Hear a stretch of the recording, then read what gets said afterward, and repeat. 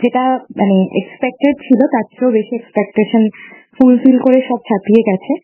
খাদানকে শুধু আর জাতীয় স্তরে সে আটকে নেই, এখন ইন্টারন্যাশনালি সে অ্যাক্লেমড হতে চলে গেছে আজকে দুবাই। তো কেমন লাগছে বলো?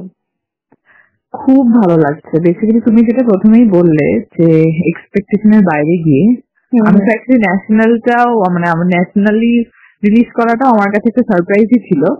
মানে আমি ওইটা দেখেও খুবই শক ছিলাম আর খুবই হ্যাপি ছিলাম, কিন্তু এখন ইন্টারন্যাশনালি যখন ব্যাপারটা চলে গেছে মানে এটা আর কি মানে ওয়ার্ডস হয়তো খুব কম পড়বে মানে এই এক্সাইটমেন্টটা প্রকাশ করার জন্য।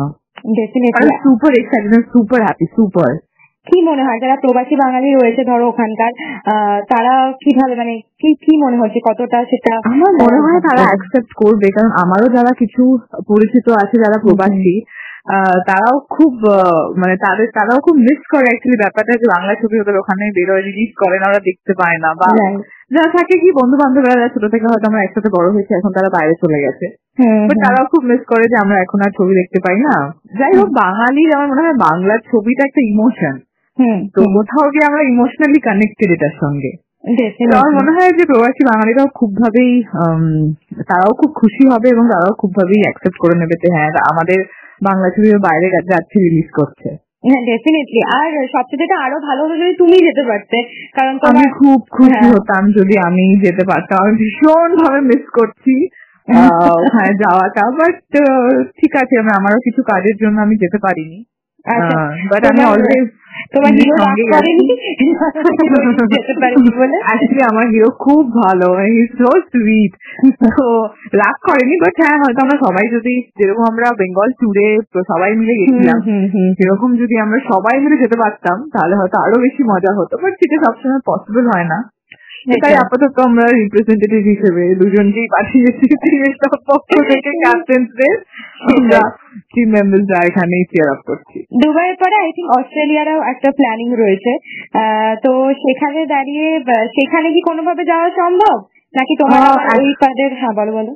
আমি নিশ্চয়ই মানে পরের বারেরটা আমি আমার 100% এফোর্ট দিয়ে দেবো তাকে আমি যেতে পারি, কিন্তু এইটাও যেহেতু অল অফ আস সাডেন ছিল বলেই আমি সময় করে উঠতে পারলাম না, আমি অবশ্যই যেতাম। কিন্তু হ্যাঁ, পরের বার যদি হয় তাহলে আমি ডেফিনেটলি চেষ্টা করবো যাওয়ার, আমি খুশি হব আর কি। ডেফিনেটলি। আর তোমার উপর কিন্তু বাংলাদেশের মানুষজন একটু রাগ করেছে, তারা বলছে ইদিকাদি এখন এইবারেরই হয়ে গেছে, আমাদের দিকে আর সময় দিচ্ছে না বেশি করে, তাদেরকে কি বলবে? একদমই নয়। আমি অ্যাকচুয়ালি তো আর এপার ওপার এখন ভাবিই না, আমি ভাবি তারাও এখন আমার নিজের লোকজন তারা, তো আমি ডিফারেন্সিয়েটই করি না ওদের মধ্যে। বাট না, আমি যতটা আমি মানে তাদের ভাষাতে যতটা আমি এপারে ততটা আমি ওপারে, তো আমি একদম কোনো পার্সিয়ালিটি করছি না। আর নেক্সট ছবি যেটা সাকিবের সঙ্গে হওয়ার কথা, সেটা কি কোনো আপডেট আছে? মানে আপডেট বলতে আমরা জাস্ট শুটিং প্রায় কমপ্লিট করে ফেলেছি, আর কিছুটা আমাদের বাকি আছে, তো আশা করি ওটাও খুব তাড়াতাড়ি মার্চে হয়তো ঈদে রিলিজ করবে, তো সেটার জন্য আমরা অপেক্ষায় আছি। বাবা। আর যেটা লাস্ট জানতে চাইবো, ধরো তোমার তো পরিবারে মনে হয় না কেউ মানে অভিনয় জগতের সঙ্গে যুক্ত ছিল, তুমি আগেই বলেছো একটা মধ্যবিত্ত পরিবার থেকে যেমন হয় আর সেখান থেকে উঠে এসে এইরকম যে একটা সাকসেস টাচুড, মাঝে মাঝে লুক ব্যাক করলে কেমন লাগে ইথিকা, মানে সেই ফিলিংসটা কেমন লাগে, কি মনে হয়? আমার মনে হয় যে আমাদের কি হয়, মেডিকেল ফ্যামিলিতে খুব বেশি বড় স্বপ্ন দেখতে ভয় পায়, রাইট? আমি ভাবে কি এই গণ্ডিটার বাইরে বোধহয় এই স্বপ্নটা দেখা একটু বেশি চাওয়া হয়ে যাবে, বেশি বাড়াবাড়ি করা হয়ে যাবে। আমার মনে হয় ওই লাইনটা হয়তো আমি ব্রেক করতে পেরেছি, যে মিডল ক্লাস ফ্যামিলিতে থেকেও ওই যে গণ্ডিটা যে এটার পরে আর স্বপ্ন দেখতে পারবো না, সেটা হয়তো আমি ব্রেক করতে পেরেছি। তারা পরে আমাকে উদাহরণ হিসেবে রাখতে পারবে যে ও তো পেরেছিল, তাহলে আমি কেন পারবো না। একদমই তাই, স্বপ্ন দেখা কখনোই বন্ধ করা উচিত না, একদমই তাই। আর বাবা মার চোখে আনন্দে কোনোদিনও জল দেখেছো? হ্যাঁ, আমার যখন রিলিজের টাইমে মানে আমার মা তো খুবই ইমোশনাল। আমার মা যখন ফার্স্ট আমার বাবা মা দুজনেই ফার্স্ট শো দেখতে গেছিল প্রিয়াতে।